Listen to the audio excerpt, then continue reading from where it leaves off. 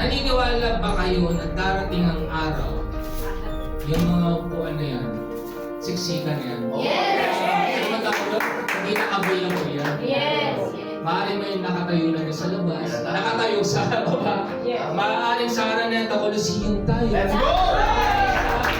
Maaari na, at lahat yung grupo lang ni Upline Tuloy.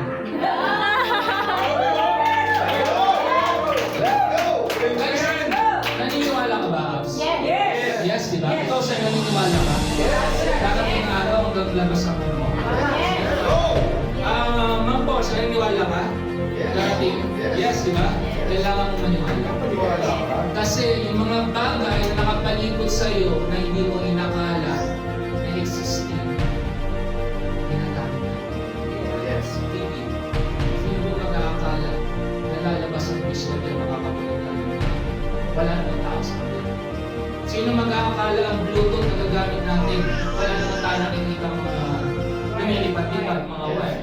Ang Wi-Fi man. Ito naman yung posible natin. Tama?